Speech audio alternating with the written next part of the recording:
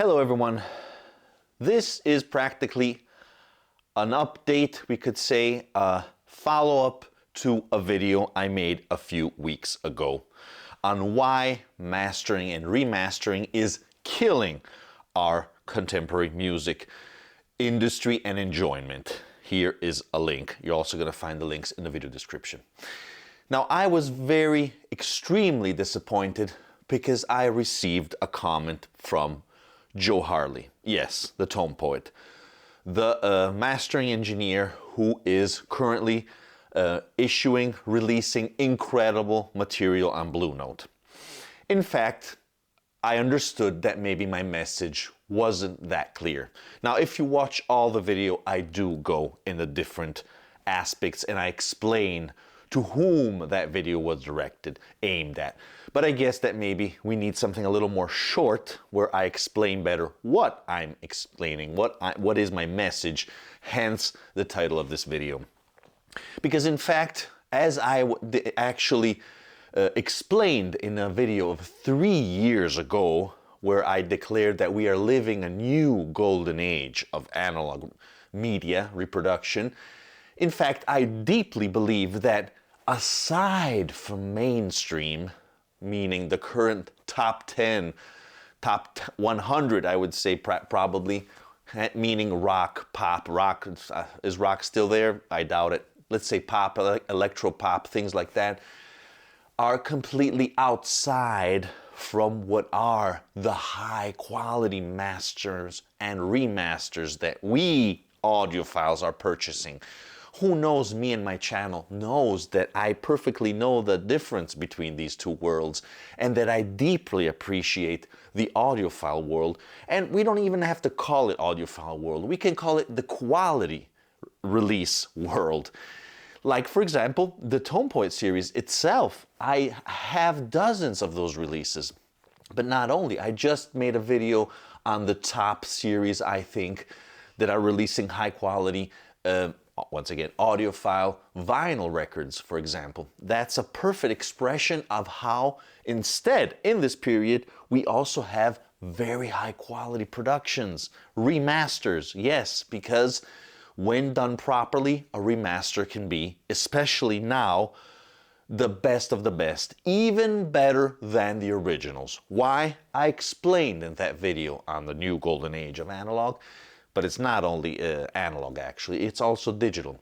Because in fact, I based that video on an article issued by Bressan et al. In 2019. I'm going to put a link again of that article here below, where they explain, they show a graph, here it is, where you can see the different curves, for example, of reproduction, digital to analog conversion, the quality of the tapes, all different parameters that practically are merging together, which give the perfect moment. Actually, a few years ago, as you can see, the perfect moment to create new records at the pinnacle of their capabilities.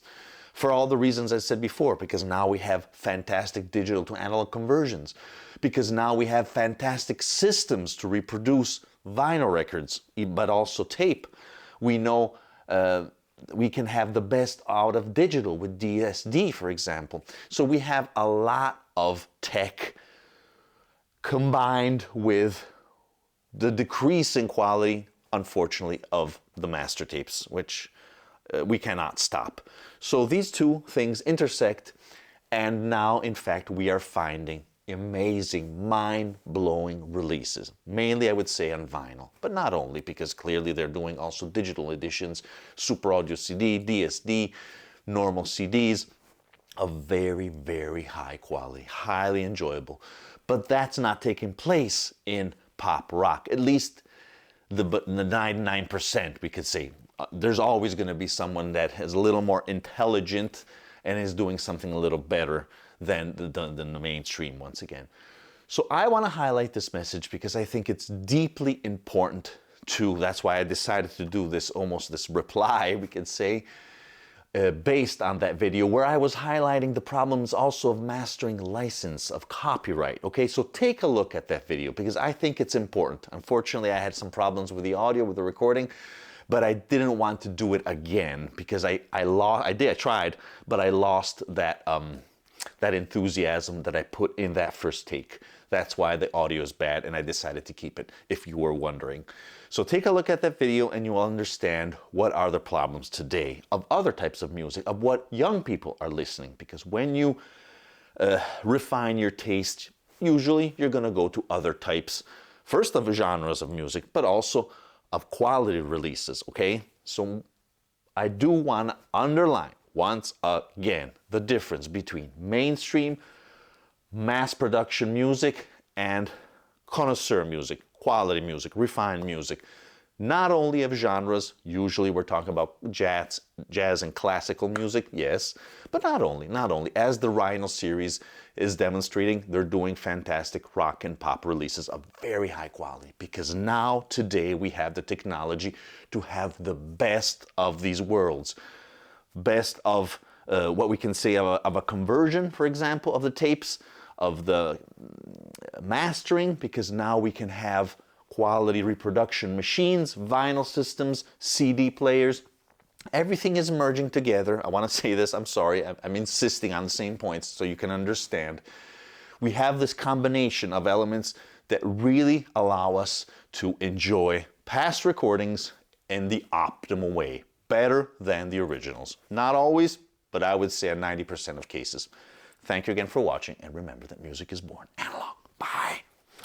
Well guys, if you're enjoying my videos and you're enjoying my channel, please consider to subscribe by clicking the black and white logo here below. Also, don't forget to click the notification bell so you'll never miss an episode and you will become a true member of the analog community.